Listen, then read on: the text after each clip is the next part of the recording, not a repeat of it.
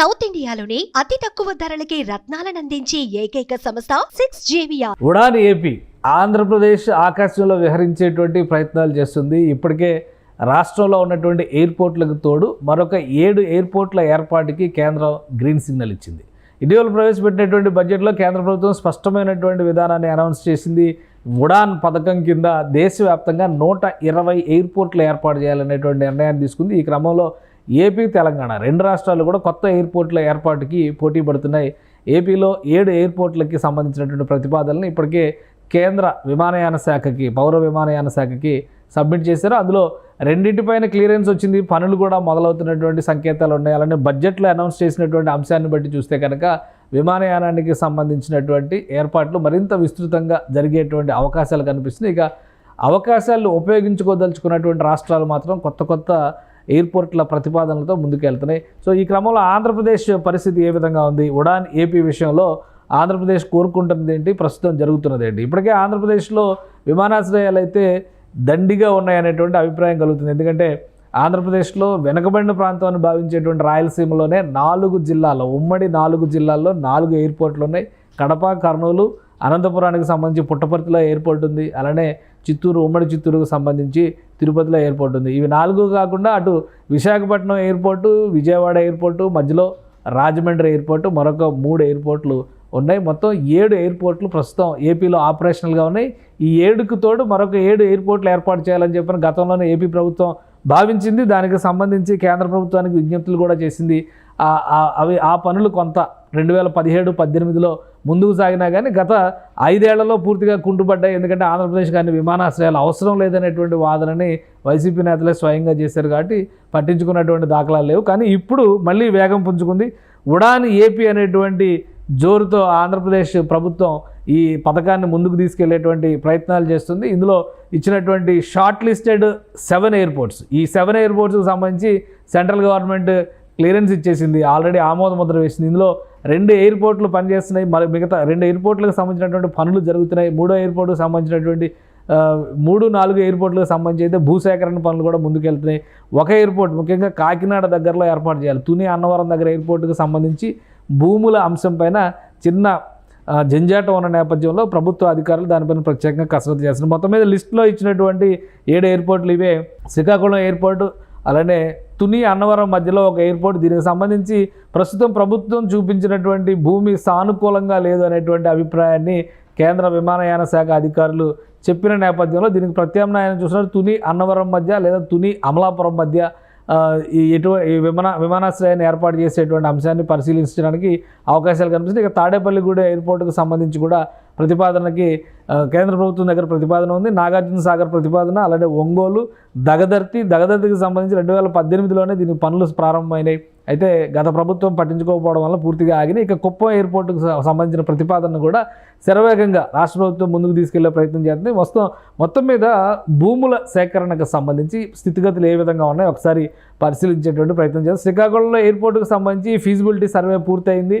So ఈ feasibility ఉంది అనేటువంటి నమ్మకం కలిగిన నేపథ్యంలో 2 దశల్లో ఎయిర్పోర్ట్ నిర్మించాలని చెప్పని రాష్ట్ర ప్రభుత్వం ప్రతిపాదిస్తుంది. 1383 ఎకరాలు దీనికి అవసరం అవుతాయి. అందులో సగం భూమి ఆల్రెడీ అందుబాటులో ఉన్నది. దాదాపు 700 ఎకరాలకు సంబంధించినటువంటి భూసేకరణ పనులు ఇప్పటికే రాష్ట్ర ప్రభుత్వం అక్కడ ప్రారంభించింది. భూసేకరణ పూర్తయిన వెంటనే నిర్మాణ పనులకి ముందుకు వెళ్లేందుకు ప్రయత్నాలు చేస్తుంది. ముఖ్యంగా ప్రస్తుతం కేంద్ర పౌర విమానయాన శాఖ మంత్రిగా ఉన్నటువంటి కింజరాపు రామ్మోహన్ నాయుడు సొంత నియోజకవర్గం కాబట్టి ఇది శరవేగంగా ఈ ప్రాజెక్టును ముందుకు తీసుకెళ్లాలని ఆయన తహతహలాడుతున్నారు. సో భూసేకరణ పనులు జరుగుతున్న నేపథ్యంలో ఈ పనులు అతి త్వరలోనే ముందుకు వెళ్ళే అవకాశం ఉంది. 2018లోనే దగదర్తికి గ్రీన్ సిగ్నల్ ఇచ్చింది కేంద్ర ప్రభుత్వం. 1379 ఎకరాల్లో నిర్మించాలనేది ప్రణాళిక.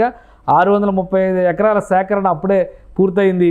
ప్రస్తుతం ఇక్కడ రామాయపట్నం పోర్టుకి దగ్గరగా ఉండేటువంటి ప్రదేశం కాబట్టి దగదర్తి అక్కడ వీలైనంత వేగంగా ఎయిర్పోర్టు అందుబాటులోకి తేవాలనేటువంటి ఆలోచన చేస్తారు. భూసేకరణ మిగతా అవసరమైనటువంటి భూసేకరణ పూర్తి చేసిన తర్వాత నిర్మాణ పనులు మొదలుపెట్టే అవకాశం ఉంది. అంటే కనీసం 2-3 ఏళ్లలో అక్కడ విమానాల రాకపోకలకి అవకాశం కల్పించేటువంటి ప్రయత్నాలు జరిగింది. ఎందుకంటే 4 ఏళ్లలో ఇక్కడ నుంచి రామాయపట్నం నుంచి BPCL రిఫైనరీ స్టార్ట్ అయ్యేటువంటి అవకాశం ఉంది కాబట్టి ఈ లోపు అందుబాటులో తేవాలని ఆలోచిస్తున్నారు. ఇక ఒంగోలుకు సంబంధించినటువంటి ఎయిర్పోర్టు కోసం 657 ఎకరాల ప్రభుత్వ భూమిని గుర్తించారు. దీన్ని కూడా ఈ భూమిలో విమానయాన శాఖ అధికారులు పర్యవేక్షణ పరిశీలన కూడా జరిగింది. ఇక ఎయిర్పోర్ట్ల నిర్మాణానికి అనుకూలమైందిగా నివేదిక ఇచ్చారు. ఇక పల్నాడు జిల్లా పరిధిలోకి వచ్చేటువంటి నాగార్జున సాగర్లో 1670 ఎకరాలు భూమిని గుర్తించారు. అక్కడ ఎయిర్పోర్ట్కి కూడా దాదాపుగా గ్రీన్ సిగ్నల్ వచ్చినట్టుగా భావించవచ్చు. ఇక తాడేపల్లిగూడెంలో 1123 ఎకరాల భూమిని గుర్తించారు. తుని అన్నవరం మధ్య విమానాశ్రయానికి సంబంధించి 757 ఎకరాల భూమిని ఐడెంటిఫై చేశారు. ఆ భూమికి సంబంధించినటువంటి నాణ్యత పరీక్షలు, ఇతర అంశాలని, టెక్నికాలిటీస్ అన్నింటినీ కూడా అధికారులు అధ్యయనం చేయాల్సినటువంటి అవసరం ఉంది. ఇక కుప్పం ఎయిర్పోర్ట్ సంగతి చూద్దాం. మొదటి దశలో 683 ఎకరాల భూమి అవసరం అవుతుంది. రెండో దశలో 567 ఎకరాల భూమి గుర్తించారు. ఫీజిబిలిటీ నివేదిక కూడా సిద్ధమైంది. కేంద్ర ప్రభుత్వ పరిశీలనలో ప్రస్తుతం ఉంది. దీనికి కనుక క్లియరెన్స్ వస్తే ఇంకొక చిన్న సమస్య ఏంటంటే కుప్పానికి సమీపంలో IAF, HAL అలానే బెంగళూరు ఇంటర్నేషనల్ ఎయిర్పోర్ట్ 3 ఎయిర్పోర్ట్లు కుప్పానికి సమీపంలో ఉన్నాయి. ముఖ్యంగా ఇది ఆంధ్రప్రదేశ్, తమిళనాడు అలానే కర్ణాటక కూడా దగ్గరగా ఉండేటువంటి సరిహద్దు ప్రాంతం అవుతుంది. కాబట్టి ఇక్కడ నో అబ్జెక్షన్ లెటర్స్ తీసుకోవాల్సినటువంటి అవసరం ఉంది. ఈ ప్రాంతంలో ఎయిర్పోర్ట్ పెట్టడం వల్ల ఎలాంటి ఆటంకాలు, అభ్యంతరాలు లేవనేటువంటి విషయంతో ఈ 3 ఎయిర్పోర్ట్ల నుంచి ఇండియన్ ఎయిర్ ఫోర్స్కు సంబంధించినటువంటి IAF ఎయిర్పోర్ట్ కూడా అక్కడ ఉంది. కాబట్టి ఈ క్లియరెన్స్ వచ్చిన తర్వాతనే కుప్పం ఎయిర్పోర్ట్కు సంబంధించి ముందడుగు పడే అవకాశం కనిపిస్తుంది. ఇక ఇంకొక కొన్ని ప్రతిపాదనలు చేశారు. తిరుపతి సమీపంలో ఉన్న శ్రీ సిటీలో ఎయిర్ స్ట్రిప్ ఏర్పాటు కోసం రాష్ట్ర ప్రభుత్వం ప్రతిపాదనల్ని పంపింది. ఇది కూడా కేంద్ర ప్రభుత్వం దగ్గర ప్రస్తుతం పెండింగ్లో ఉంది. అలానే ప్రైవేటు విమానాల పార్కింగ్ కోసం ఒక ప్రణాళికను కూడా సిద్ధం చేసింది.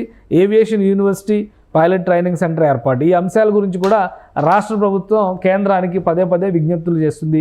ఉడాన్ యోజన కింద వీటిలో మొదటి దఫాగా ఈ 7 ఎయిర్పోర్ట్లకి కూడా క్లియరెన్స్ వచ్చే అవకాశం, ఆల్రెడీ 2 పనులు అవుతున్నాయి కాబట్టి మిగతా 5 ఎయిర్పోర్ట్లకు కూడా సంబంధించిన పనులను ప్రారంభించడానికి కేంద్ర ప్రభుత్వం సుముఖంగానే ఉండే అవకాశాలు కనిపిస్తున్నాయి. మొత్తం మీద ఇది ఆంధ్రప్రదేశ్లో ఏవియేషన్ రంగానికి సంబంధించి జరుగుతున్నటువంటి కసరత్తు. ఇటుపక్కన తెలంగాణలో కూడా అభ్యర్థనలు వరుసగానే వస్తున్నాయి. ముఖ్యంగా కొత్తగూడెం ఎయిర్పోర్టుకు సంబంధించిన పనులు, ప్రతిపాదనలు ముందుకు వెళ్తున్నాయి. వరంగల్ ఎయిర్పోర్ట్ని పునఃప్రారంభించేటువంటి ప్రయత్నాలు జరుగుతున్నాయి. అయితే ఈ రేంజ్లో విమానాశ్రయాలు వస్తే అసలు ఎవరు ఉపయోగిస్తారు, రాకపోకలకి అవకాశం ఉందా అనేటువంటి చర్చ కూడా విస్తృతంగా జరుగుతుంది. ఈ నేపథ్యంలో పౌర విమానయాన శాఖ ఒక డేటా రిలీజ్ చేసింది. ఆంధ్రప్రదేశ్లో పెరిగినటువంటి విమానయాన ప్రయాణికుల సంఖ్య ఏ విధంగా ఉంది అనేటువంటి విషయాన్ని ఒకసారి పరిశీలిద్దాం. ఈ డేటాని చూస్తే కనుక మనం ఒక క్లియర్ పిక్చర్ అర్థమవుతుంది. ఇది ఆంధ్రప్రదేశ్లో ముఖ్యంగా విజయవాడ ఎయిర్పోర్ట్ని రినోవేట్ చేయడానికి ఫైనల్ చేసినటువంటి డిజైను. ఈ తరహాలో 2 స్టెప్ అంటే 2 అంచెలుగా దీన్ని డెవలప్ చేసి 2 అంతస్తుల ఎయిర్పోర్ట్గా దీన్ని డెవలప్ చేయాలనేటువంటి ఒక మోడల్ని ఇచ్చారు. 6 నెలల్లో ఈ పనులు పూర్తి చేసింది. ముఖ్యంగా టెర్మినల్ పనులు పూర్తి చేసేందుకు జోరుగా ముందుకు సాగాలనేటువంటి సంకేతాలు ఏపీ సీఎం చంద్రబాబు నాయుడు ఇచ్చారు. సో అదే కేటగిరీలో ఇప్పుడు చూస్తే కనుక ఎయిర్ ట్రాఫిక్ విజయవాడ, ముఖ్యంగా విజయవాడ సిటీ ఎయిర్పోర్ట్కి సంబంధించి, ఈ ఎయిర్పోర్ట్కి సంబంధించి హైయెస్ట్ ఎవర్ ట్రాఫిక్ నమోదైనట్టుగా కేంద్ర పౌర విమానయాన శాఖ అనౌన్స్ చేసింది. ఫాస్టెస్ట్ గ్రోయింగ్ ఎయిర్పోర్ట్స్ లిస్టులో ఇది 35వ స్థానాన్ని, బెస్ట్ ఎవర్ రేటింగ్ ఇది కూడా వచ్చింది ఆంధ్రప్రదేశ్కి సంబంధించి. ముఖ్యంగా ఇది రాజధాని ఎయిర్పోర్ట్గానే చూడాల్సి ఉంటుంది. ప్రస్తుతానికి అమరావతి ఎయిర్పోర్ట్ లేదు కాబట్టి. సో ఆ కేటగిరీలో చూస్తే 2024 డిసెంబర్ అంటే ఏప్రిల్ డిసెంబర్ మధ్య ఆంధ్రప్రదేశ్లో మొత్తం విమానయానం చేసినటువంటి ప్రయాణికుల సంఖ్య 9,99,555 మంది ఉంది. అంటే గత ఏడాదితో పోల్చి చూసినప్పుడు 23.9% పెరిగింది. అదే విజయవాడకు వచ్చినటువంటి ట్రాఫిక్ చూస్తే కనుక 140,625 మంది ప్యాసింజర్స్ డిసెంబర్ నెల నాటికి ఈ ఏప్రిల్ డిసెంబర్ నెలల మధ్య ప్రయాణం చేసినటువంటి వారి నంబర్. అంటే ఇది 47% గ్రోత్ రేటు కనిపించింది. రాబోయే రోజుల్లో ఎకనమిక్ యాక్టివిటీ మరింత విస్తృతంగా ఆంధ్రప్రదేశ్లో జరుగుతుంది కాబట్టి ఇక్కడ విమానయానం కూడా జోరందుకునేటువంటి అవకాశం ఉంది. ఇప్పటికే విజయవాడ ఎయిర్పోర్ట్ నుంచి దుబాయ్కి డైరెక్ట్ ఫ్లైట్, అలానే బ్యాంకాక్కి డైరెక్ట్ ఫ్లైట్ ఏర్పాటు చేయాలనేటువంటి డిమాండ్ బలపడుతున్నట్టుగా ఒక సమాచారం ఉంది.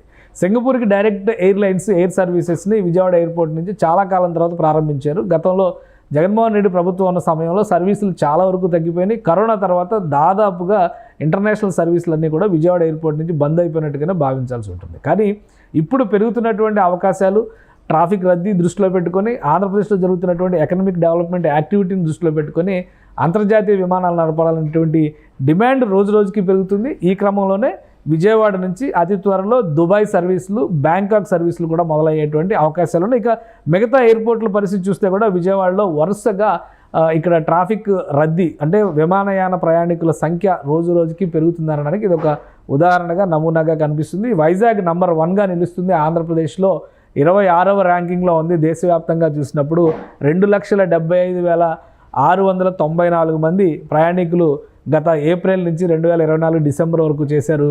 మొత్తం 25% గ్రోత్ నమోదైంది విమాన ప్రయాణికులకు సంబంధించి. ఇక తిరుపతి ఎయిర్పోర్ట్ పరిస్థితి కూడా అంతే. 1,00,000 మంది ప్రయాణాలు చేశారు. 1,02,739 మంది, 44% ఇక్కడ గ్రోత్ కనిపిస్తుంది. 45th ర్యాంక్లో ఉంది. విజయవాడ ఎయిర్పోర్ట్ 35th ర్యాంక్లో ఉంది. అక్కడ గ్రోత్ రేట్ పరంగా చూస్తే 47% గ్రోత్ రేట్ కనబడింది. ఇక రాజమండ్రి ప్రయాణాలు కూడా నంబర్ 53లోకి వచ్చింది. 51,333 వచ్చింది. పెరిగినటువంటి ప్రయాణికుల సంఖ్యను చూస్తే గత ఏడాదితో పోలిస్తే 45% నమోదైంది.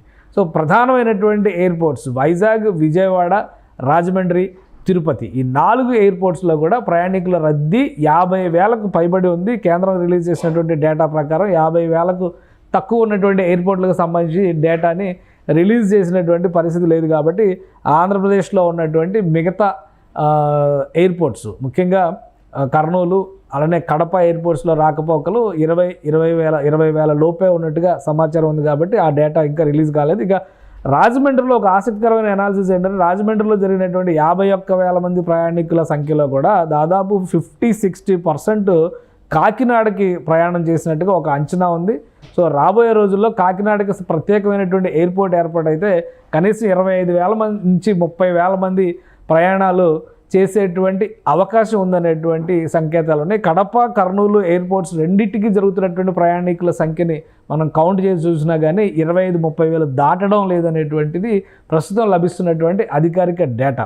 సో అందుకనే ఆంధ్రప్రదేశ్ ప్రభుత్వం అక్కడ నైసర్గికంగా ఉన్నటువంటి స్వరూపాన్ని దృష్టిలో పెట్టుకొని, అంటే ఆంధ్రప్రదేశ్ సముద్ర తీరం వెంబడే పొడవుగా ఉన్నటువంటి ఒక రాష్ట్రం కాబట్టి రాకపోకలకి విమానయానం సులువైనటువంటిది, అనువైనటువంటిది అనేటువంటి ఆలోచనతో ఉంది. వీలైనంత తక్కువ ధరకి విమానయానాన్ని ప్రోత్సహించాలనేటువంటి ఆలోచన ఏపీ గవర్నమెంట్ చేస్తుంది. ఈ క్రమంలోనే మరొక 7 ఎయిర్పోర్ట్లని తెరపైకి తీసుకొచ్చేటువంటి ప్రయత్నాలు జరుగుతున్నాయి. అంటే రాబోయేటువంటి రోజుల్లో ఆంధ్రప్రదేశ్లో మొత్తం 14 ఎయిర్పోర్ట్స్ ఆపరేషనల్గా ఉండే అవకాశం ఉంది. వీటికి తోడు భోగాపురం ఇంటర్నేషనల్ ఎయిర్పోర్ట్ పనులు చకచకా జరగాలి. 2026 ఎండింగ్ కల్లా దాన్ని ప్రారంభించాలనేటువంటి లక్ష్యాన్ని ఏపీ సీఎం సూచించినటువంటి నేపథ్యంలో కేంద్ర పౌర విమానయాన శాఖ మంత్రి రామ్మోహన్ నాయుడు కూడా అది టాప్ ప్రయారిటీ ఇష్యూగా తీసుకున్నారు.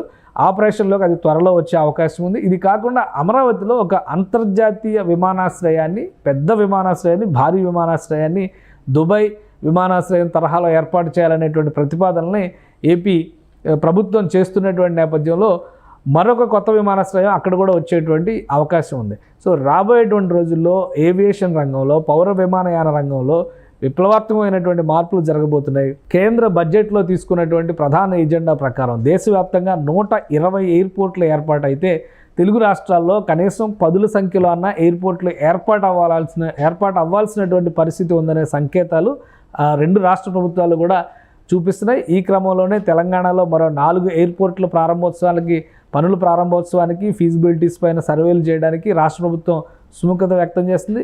ఏపీ ప్రభుత్వం ఇప్పటికే 7 ప్రతిపాదనలు పంపించింది. అందులో 2 ఊపందుకున్నాయి. మిగతా వాటిపైన కూడా కేంద్రం అతి త్వరలోనే స్పందిస్తుందని చెప్పని ఆశిస్తున్నారు. ఇక అంతర్జాతీయ విమానాశ్రయాలు ఏర్పాటు చేసేటువంటి క్రమంలో కూడా వివిధ రాష్ట్రాలు, దేశంలోని రాష్ట్రాల్లో పోటీ పెరుగుతోంది, నెలకొని ఉంది అనేటువంటి సంకేతాలు స్పష్టంగా ఉన్నాయి. ఢిల్లీలో ఉన్నటువంటి అంతర్జాతీయ విమానాశ్రయానికి పోటీగా నోయిడాలో దేశంలోనే అతిపెద్ద విమానాశ్రయాన్ని ఏర్పాటు చేసేటువంటి ప్రతిపాదనలు కూడా కేంద్ర ప్రభుత్వం, ముఖ్యంగా పౌర విమానయాన శాఖకి అందాయి. సో ఈ నేపథ్యంలో దేశవ్యాప్తంగా అంతర్జాతీయ స్థాయి ప్రమాణాలు ఉన్నటువంటి ఎయిర్పోర్ట్లు, కార్గో ట్రావెలింగ్కి సంబంధించి, కార్గో ట్రాన్స్పోర్ట్కి సంబంధించినటువంటి విమానాశ్రయాలు, ఎయిర్ స్ట్రిప్లు, పైలట్ ట్రైనింగ్ సెంటర్స్, అలానే ఏవియేషన్ రంగంలో యూనివర్సిటీ తరహా వ్యవస్థను తీసుకురావాలని ఏపీ సీఎం విజ్ఞప్తి చేస్తున్నటువంటి నేపథ్యంలో దేశవ్యాప్తంగా ఏవియేషన్ రంగం పైన విస్తృతమైన చర్చ జరిగేలా కేంద్ర ప్రభుత్వం అడుగులు వేస్తుంది. ఏపీలో ఉన్నటువంటి కూటమి ప్రభుత్వం ఈ అవకాశాలను అందిపుచ్చుకునేటువంటి ప్రయత్నాలని చురుగ్గా చేస్తోంది. సుమన్ టీవీలో మీ పర్సనల్ అండ్ బిజినెస్ ప్రమోషన్స్ కోసం కింది నెంబర్కి కాంటాక్ట్ చేయండి.